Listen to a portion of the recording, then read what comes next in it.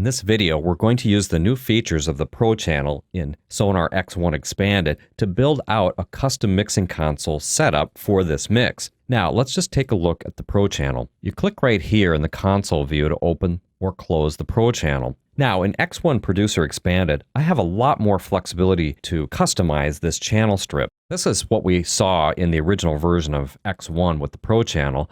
We had the ability to rearrange these down here, but now we can actually just drag and drop to rearrange the modules. What's even more exciting is that there's optional modules that are available, and we can add or remove them, rearrange them, and really build out a custom mixing configuration. Now, a lot of these modules have been modeled after vintage gear. So we're going to take a look at what's available. Then we're going to decide how to configure it for the tracks and for the buses. So starting at the top, we've got the compressor. This compressor is modeled after the 1176 very famous compressor. I don't know if I want this on every single channel, so let's look at replacing this with something else. So we do replace module right here, and our other options here are the PC4K S-type channel compressor. This is coded for basically an SSL 4000 style channel compressor. Let's just choose that and see what that looks like. Now this gives us a very simple channel compressor that's basically modeled after the SSL 4000 board. I think this is a perfect thing to put on every channel. So I'm going to insert another module. Here we'll use the PC4K expander gate. This is also modeled after the SSL 4000 board.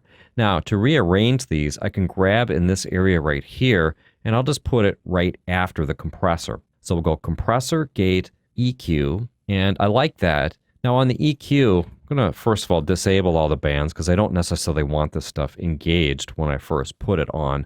I'm actually going to turn everything off. Now this EQ has different models. Pure, which is really a very colorless, neutral, but precise kind of EQ. We have Vintage, which is roughly modeled after the SSL 4000. No, not roughly. It's very closely modeled after that. You'll see all these controls are the same. They're not in the same order or location. They are organized very logically on here, maybe even more logically on an SSL board because you've got a little more width to spread them out. Now, Vintage gives you kind of the idea of the SSL board. The most noticeable way to really see the difference between these different styles is to turn up the bass.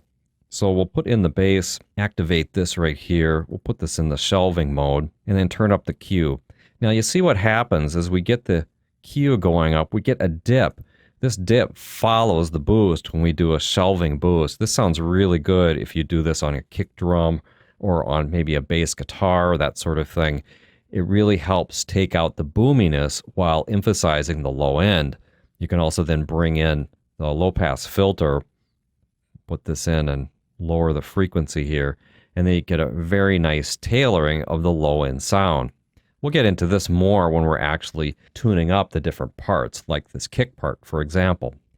Now, if we look at pure, we don't get any of that dipping. We're actually doing exactly what we're dialing in here. It's a much more accurate way to boost. If we look at modern, it's a little bit in between. If I turn up the level here a little bit more and start to modify the Q. Let's look at the shelf again, raise the frequency a little bit. I'm going to turn this off so we can really see this effect. This little rise right around the cutoff frequency.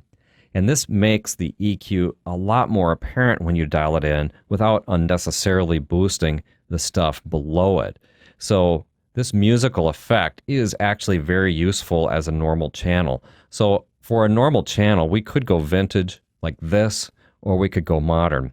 Keeping in the idea that we're simulating an SSL board, I'll go with vintage, but you'll see that the effect of the same settings is dramatically different between these two settings. And if we go to pure, we'll see that we've got yet another different style of effect on here. Typically pure I would use on the master area. Modern I'd use on a lot of the channels where I want a cleaner sound, and vintage I typically would use on the low end, particularly kick and bass. Anyway, for our design here, let me turn this off. I'm going to leave this set to vintage. Now we can follow this up by a little tube warmth. So this tube adds a little bit of fuzziness to the output, and this works really, really well on drums to help control the transients. We can get multiple stages by doing some compression and then driving into this tube sound. So I like to have this on every channel as well. We'll only engage it for certain kinds of things. Now this is a pretty nice setup, I think, for a standard channel. I'll leave these all off. Now that I've got it configured the way I want, I'll just go to any one of these here and right click and set modules as default for tracks. I'm going to save this setup so I can easily load it into my other channels.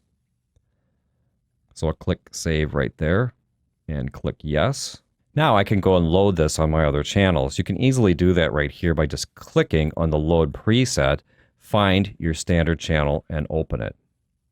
And now if we do this through all of these channels, we can quickly configure the entire board to have this set up. All right, now I've set up all my Pro channels for all of my tracks, and they're all set to the same SSL style configuration. Now let's just take a look at my sub-outs and the master. So now I want to focus on the buses. I've already turned off the tracks and widened the strips. So on each of my submix buses, I'm just going to put the bus compressor. This is the SSL style bus compressor. And then we'll just use the standard EQ. I've got it set to the modern setting. Remember, we had vintage on all the channels. We'll use modern on the buses. It's not like I'm going to necessarily use a lot of EQ on the buses. That's really all I'm going to do on each bus.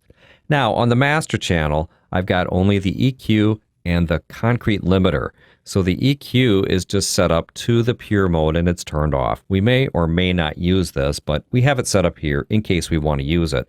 And then finally, the very last thing in our signal flow is the concrete limiter. We just have it in here and turned on. This will just help capture peaks.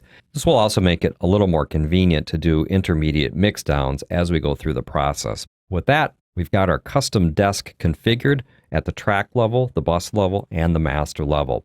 Thanks for watching, and I'll see you in the next video.